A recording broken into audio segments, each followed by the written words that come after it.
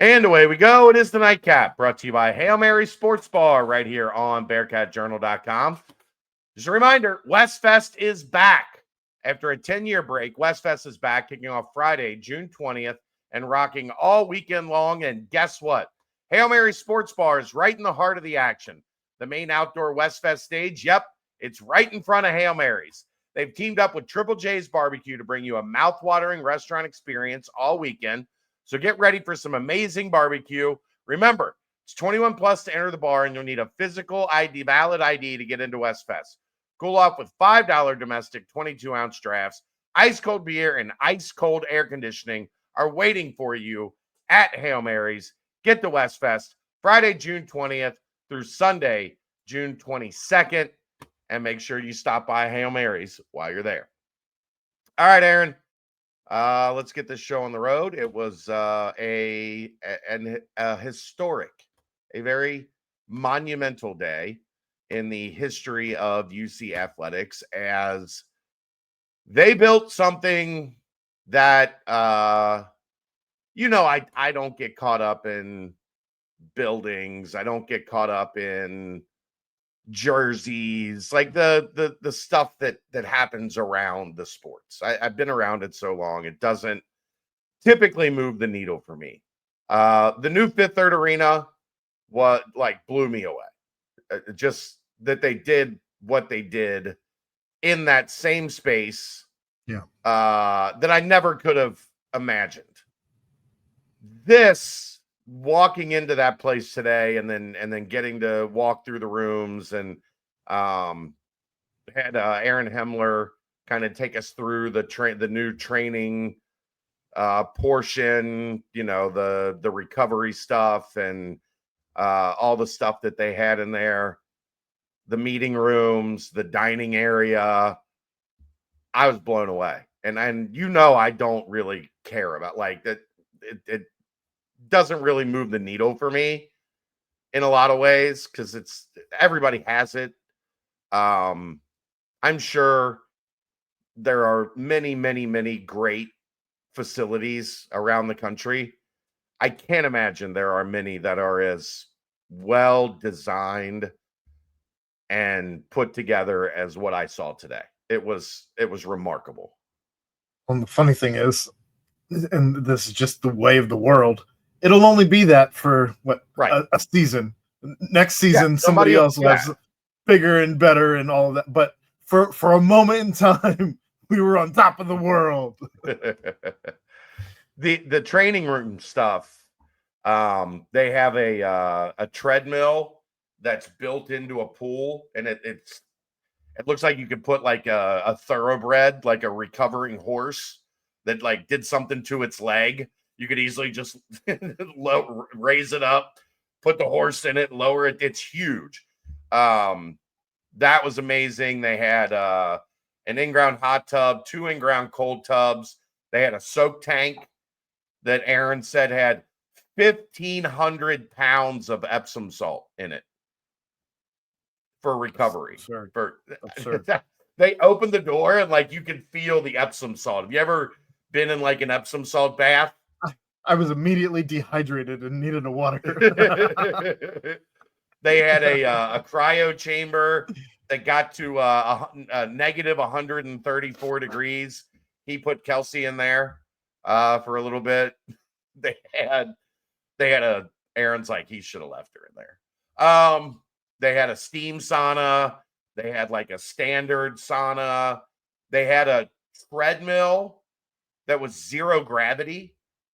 You hook into it with a hoop, so you can do treadmill training if you're recovering from, a leg surgery or whatever. It was a zero gravity treadmill. Blew my mind. I'm not in, I know what I've seen before. This was so far ahead of everything that they've had. And Aaron said they basically went around the country and looked at okay, this place has the best of this, and this place has the best of that. And then they brought it back and they did all of it. They had a room that's going to be used for eye testing, to make sure, everybody's vision is on point. It was incredible. The weight room was out of this world. To clarify, all of the sports are going to be able to use at least the training and rehab facility, correct? Yeah. I mean, it'll be predominantly for football, but like the weight room is really going to be football only, and everybody else will continue using the weight room. But if you're looking center for a this is becoming another thing that any of the other sports around campus can use for recruiting purposes. If you're looking to rehab, coming back from an injury, look at all of the shit we have to offer you now. Yeah. The team room looks like a movie theater, like legitimately looks like a movie theater. The locker room, they remember like we used to like they had those big reclining chairs in all those nice locker rooms you'd see that got done around the country. They had the big reclining chairs. They had a storage compartment connected to them, a place to like put your helmet that had like the drying system. So you get all the sweat and nastiness out of your helmet between practices. Now, are they still going to use the other new locker room for game day? Game day. That'll be the game day locker room. Aaron was joking around. He's like, it's almost like we're going to be at a road game because it's not going to be that's not going to be our day-to-day facility. We'll move over there for game day and then come back on Sunday. Wild. It is, but they put every possible thought into the thing. It was sharp. I'm looking forward to hearing what Keegan's thoughts are tomorrow and the conversation you guys have about it as you guys went through together. And kind of hearing, and I'm sure videos are starting to come out from the media team at Cincinnati. And so we'll start to see some things and all of that, but they had to let the heavy hitters of the donorship go through and get the first real glimpses before they started sharing all of it with the public. And I get it. I don't think Larry would mind me sharing this because it's funny.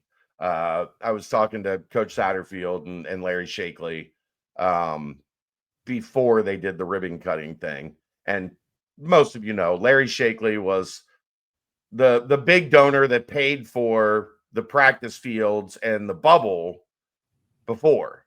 And then they destroyed that for 10 years, tore it down to the ground, and built this in the same spot.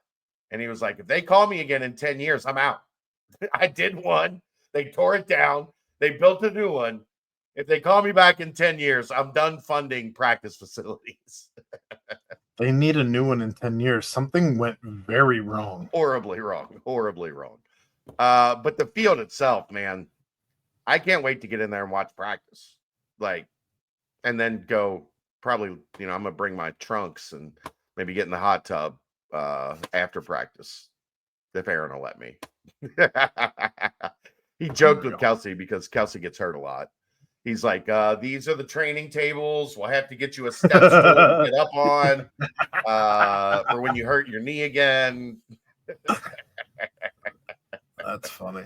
It was good stuff. But Keegan and I will tomorrow night, BCJ podcast at 8:00. Both of us were busy tonight and just didn't have time to knock out a full show. So we'll get that done tomorrow, and we'll go wall-to-wall discussion, giving our thoughts on everything that we saw.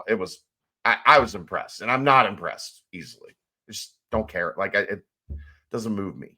It's like, okay, it was sharp. It was sharp, especially the inside. That's the funny thing is if they'd have done, we'll talk about this tomorrow night, but if they'd have done this 15 years ago, it would have just been the field. It would have just been an indoor football field. And they went so far above and beyond that. The building, I never thought this, it just, didn't click in my brain how incredible the Performance Center was going to be in comparison to, how long have we talked about for the Bengals and UC? How is there not a permanent indoor practice facility? Just build a practice facility. Don't even get me started on all the missteps the Bengals have made here of late. I know. One thing we missed that came out, I think yesterday. Yesterday. The oversight panel for college basketball made some changes, Aaron. You have not seen this yet, so I'm excited to get your reaction. Right. They are introducing a coach's challenge to college basketball. Each team will get one challenge a game. If you get that challenge right, you will be granted a second challenge. If you get that challenge wrong, you will lose the timeout, and that will be your final challenge of the game. Is it a red little flag that you're tucking in the sock? I don't know. I don't know what the signifier of challenge is going to be. But this does come with another change. The coach's challenge can review out-of-bounds calls, basket interference, goaltending, and whether a secondary defender was in the restricted arc area. Not fouls. Not fouls. Obviously, those, no, you can't do fouls. But that also comes with no more out-of-bounds going to the monitor in the last 2 minutes of the game. So on balls that are out of bounds, the call on the floor stands unless the coach has the challenge. They're trying to improve the flow at the end of games so officials aren't just constantly going to the monitor on who the ball was off of at the end of a game. You had me until that. Okay, you don't like that. I don't like that at all. I don't get me wrong. I don't love the flow of a game being destroyed in the last 2 minutes, but you have to get the call right. It's not taking away everything. Officials can initiate video reviews on goaltending, basket interference, restricted arc plays,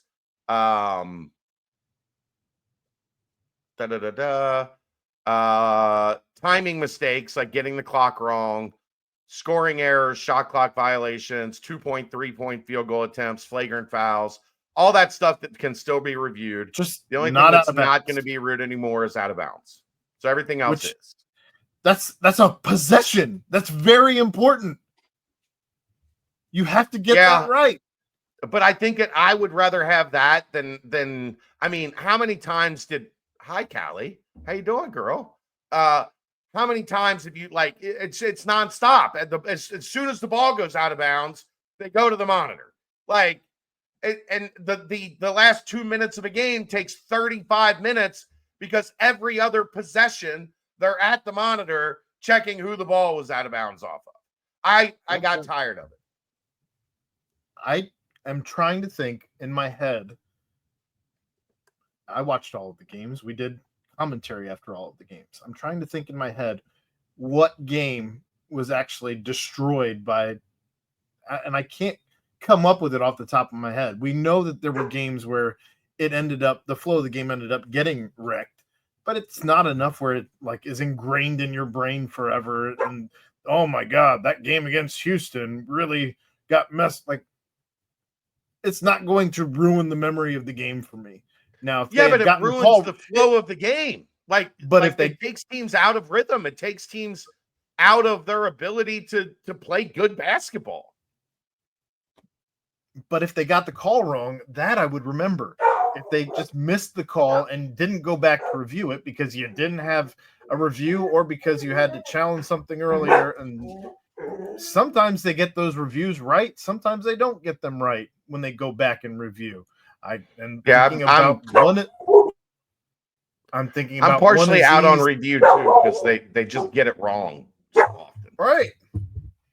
So I don't know. I like I said, you had me until the if you're gonna be going back to the monitor for literally everything else except for out of bounds, which again is a possession arrow that's, in my opinion, very important. You need to probably go back for all of it, not just everything but. That seems silly. Continuation is coming to college basketball, Aaron. So now you had to be in the motion of shooting in order to get an and one, you can now finish your last step or land and pivot and still get an and one call. So continuation, the NBA continuation is officially coming to college basketball. I wish it didn't exist in the NBA, and I'm going to hate it here just as much. An offensive player who ends his dribble going towards the basket and absorbs contact from the defense will be permitted to pivot or complete the step the player is on and finish the field goal attempt. Currently, players are only credited with field goals only when they are fouled while shooting the basketball. So yeah, I knew you wouldn't like continuation.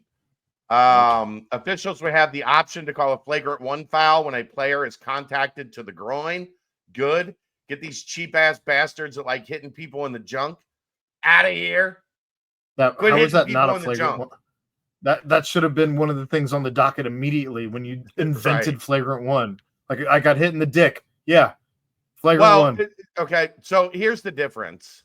Previously, officials could only call a common foul or deem it a flagrant 2 foul in which the player receives an ejection.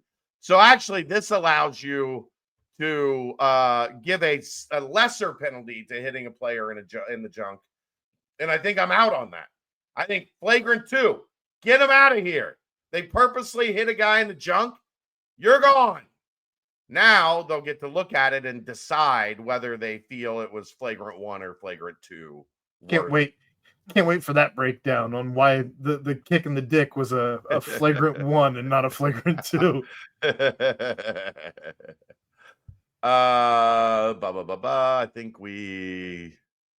think the other thing that they're apparently getting closer to, Aaron, is going to quarters. They said I like quarters. I prefer quarters. I guess the big thing now is figuring out the timing of when to take media timeouts so that you can get all your inventory of commercials in. They still haven't come up with the perfect plan for that. So would it be 48 or 60? Huh? 48 minutes? 12, 12, 12, 12, or 15, 15, 15, 15? No, 10, 10, 10, 10. 40 minutes, just like a college game. College game's 20. Expand the game. Give me more basketball. No.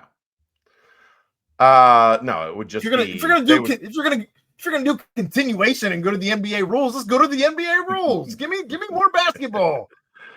No. It'll just be 10-minute quarters, but that's not going to happen until at least next offseason. But I do think it's coming. The women's game has done it. It's in high school. It's in the NBA. Every level of basketball has quarters except men's college basketball that has 2 20-minute halves. If they're not going to 12 or 15 format, then I'm not for it. I don't want 10, 10. Who 10. plays 15-minute quarter? Who plays 30-minute halves in basketball? Just saying. Give me 12, 12, 12, 12. I'm fine with it. Give me more hoops. All right. That's going to wrap it up. Keegan and I will have, like I said, the BCJ pod tomorrow night with more coverage of the new indoor practice facility and much, much more.